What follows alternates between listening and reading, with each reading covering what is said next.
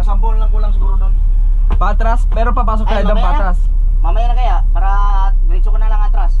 Oh, mas Hindi maganda na nga. paglalabas eh. Ayun, ikot-ikot ka pa dyan eh. Baka mapagod ka pa eh. Hindi, okay lang umikot. Eh, ang kaso, ang problema, baka habang umiikot doon sa Mediac Liner, sobrang traffic. Tutukod lalo doon.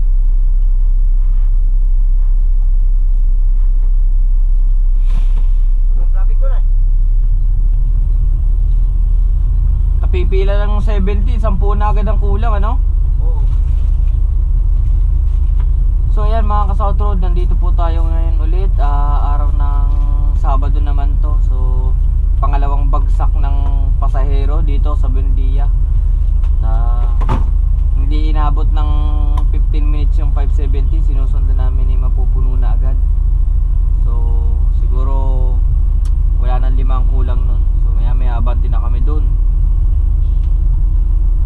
Tambak na naman ng pasahero.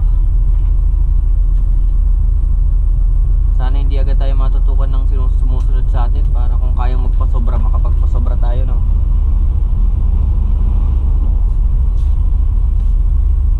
Tayo yan. Baba. Siguro kung may bagahiner malaki, tikita mo na lang kaya sa device, ano? Pwede ba yun? Oo. Pasok yun sa collection natin. Oo. Ganun na lang gawin mo. Oo. Papayag naman yata yung trip ko eh. Ayun. Wala naman taga-ticket ngayon, gabi na eh. Okay. Buksan mo eh. Tingnan mo pag lalabas yun ha. Punta ka na doon ha. Kita mo? Sige. Tawagan mo rin kita pag ano. Sige. Dali dito doon. So hintay muna tayo dito mga ka-South Road at hindi pa yata puno yung 570. So ikot-ikutan muna natin yung ating bus habang naghihintay ng pasahero. Tambak din ng BBL, oh. BBL, dami rin pasahero.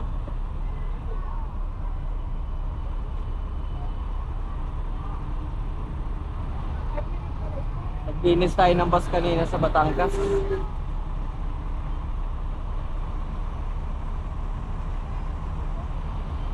yan, medyo makintab yung bus natin ngayon. Nilinisan natin. Talagang ganyan ang buhay. Talagang pagka peak season, talagang pahirapan ang paraan ng pamamasada ngayon, ng pagsakay upang makauwi tayo sa mga paroroonan natin, kasi talagang yung mga kapwa natin pasahero dyan, talagang ang dami yung gustong makauwi rin sa bahay, kaya talagang maabot sa ganitong bumubulto talaga yung pasahero. So kaya kahit anong dami ng bus, talagang hindi natin maiwasan maghihintay pa rin tayo, kasi yung iba naiipit sa traffic. Sapat naman yung umiikot na bus talaga kung tutuusin. Kaya naman ho talagang i-accommodate lahat ng pasahero na yan. Yung nga lang talaga ang ipagpaumanhin natin dito guys, kasi naiipit sa traffic. Yung traffic talaga yung nagpapatagal ng biyahe natin, ano. So hindi dahil sa kinukulang tayo ng bus, South Road. Talagang nakakataon lang pag sobrang haba ng traffic, talagang naiipit, kaya ang nangyayari, lumatagal yung dating ng bus sa terminal. Kaya yung volume ng pasahero malakas, mabilis maipon. So ang mapapayo lang natin mga South Road guys, sa mga mananakay namin dyan, at kahit hindi lang mananakay ng DLTV, kahit mananakay sa ibang kumpanya man, katulad nito, shoutout sa BBL. Basta ang payo lang natin sa mga pasahero, payo ko sa inyo guys, pagka ganitong alam nyo dikdikan ng pasahero ang mga terminal, ingatan natin yung mga gamit natin, ano. Iwasan natin maglagay ng cellphone sa mga bulsa. Yung bag natin, kung may mahalagang nakalagay sa mga bag natin, hanggat maaari yakapin natin sa harap, huwag sa likod, ano. Kasi katulad niya, siksikan na. May mga modus dyan, yung mga masasamang loob na sumisiksik sa ganyang karami ng tao at saka nananamantala. nandudukot. So yun yung iwasan natin dyan, guys. At saka isa pa, ano na rin tayo, magpasiguro tayo ng tubig, ano mang mga pagkain natin, para pag dumating yung bus, dire-diretso na, sasakay na lang po tayo. So ayun. So yung halimbawa may mga nagmamadali talaga at gusto naman tumayo, pwede naman tumayo, guys. O kung mangali kayo, kung wala mang maupuan, pwede naman kayo umupo sa flooring. Hindi naman siguro nakakahiya yun. Yun nga lang talaga, adjust tayo kasi talagang alam niyo naman, guys, peak season ngayon eh. Kaya talagang ang dami ring gustong makauwi agad, kaya yung iba tumatayo na lang sa bus. Pero dito sa biyahe natin ngayon, itong araw na to, hindi natin alam. Malalaman natin kung makakapagpa-standing din ba tayo. Ngayon kung hindi naman, ayos lang din kasi nauunawaan din natin yung mga pasahero. Gusto nilang makapagpahinga habang nasa biyahe. Pero mapapayo ko rin yung sa iba, malay nyo naman, yung paghihintay nyo na yun sa terminal habang nakatayo kayo, baka mamaya malapit na tayo sa Batangas. Di sana nakauwi na, ganun lang. Hindi lang naman dahil sa gusto natin makarami ng koleksyon, ano, kundi syempre iniintindi rin natin yung iba na kung willing tumayo, di tatayo talaga sila. Dahil kung nagmamadali talaga silang umuwi. So ayun, sa ngayon wala pang tawag yung ating konduktor at hindi pa lumalabas dun yung bus ng na sinusundan namin, 570, nandun pa rin. Ito, tumatawag yung konduktor. Hello. Oh, sige. May nakabalagbag sa harapan, no. Oh, sige, may 722 pa, oh. Sige. Oh, sige.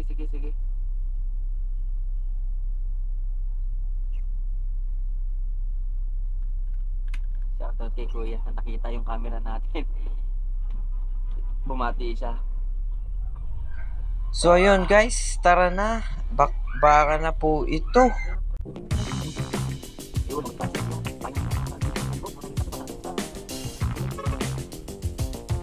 Dami talagang tao. Wow, daming tao, guys.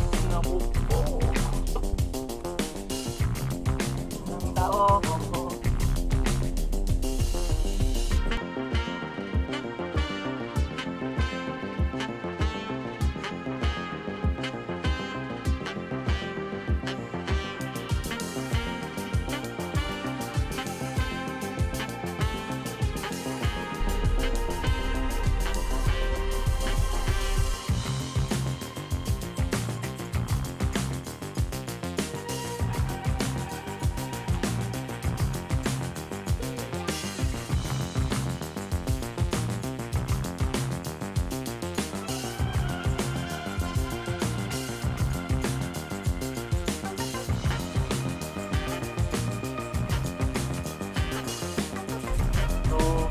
Tayo dadaan.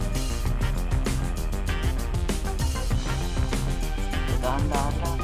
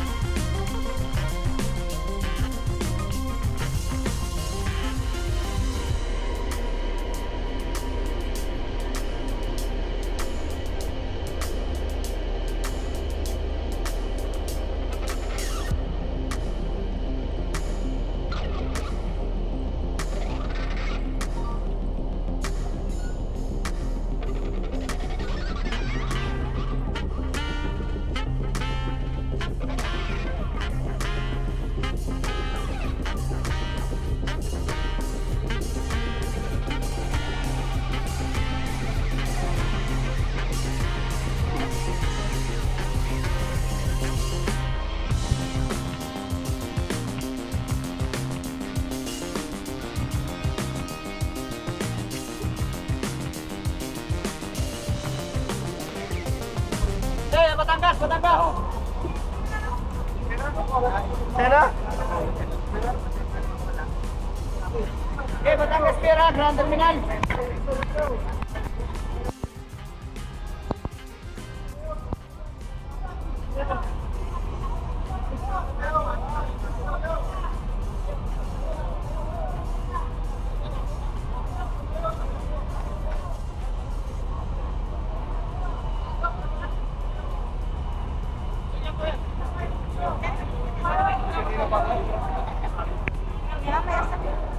Get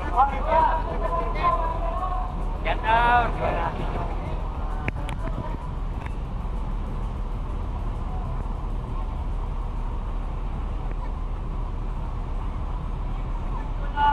Geng geng! Geng geng!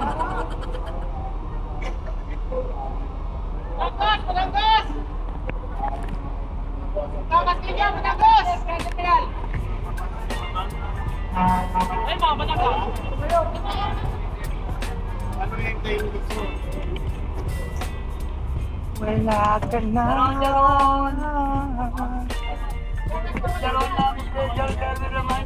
Ate, Chico Donut po ang Ate, donut po.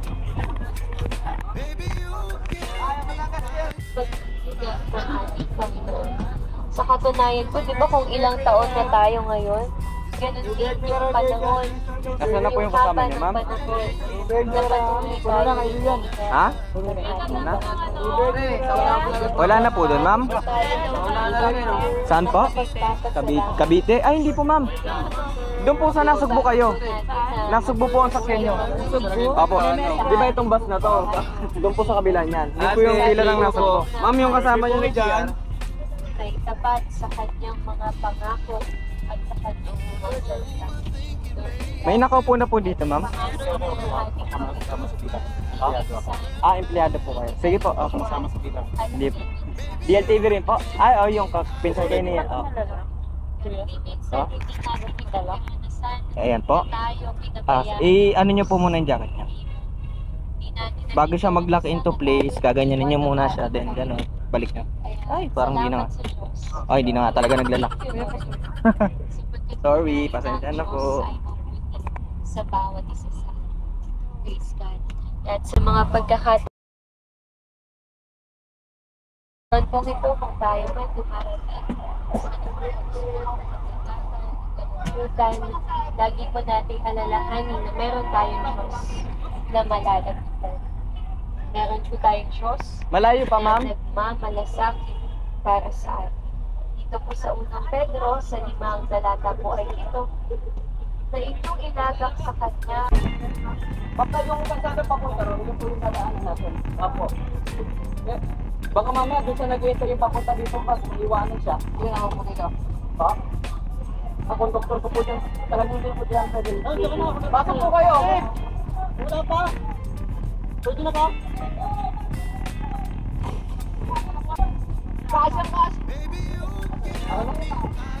Tatayo kayo, sir?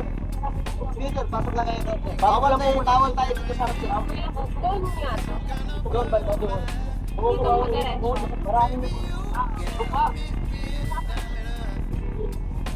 boss, atas muna kayo, boss. Atas muna.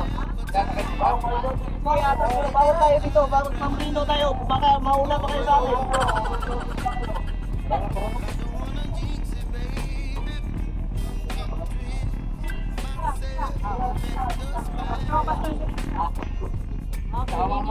Mamaya pa yun, aantay pa kayo. Super traffic to. Isang oras pa. Mamaya pa yan. Makikita niyo mamaya yung traffic na doon. Oo. Mahihinan pa siya.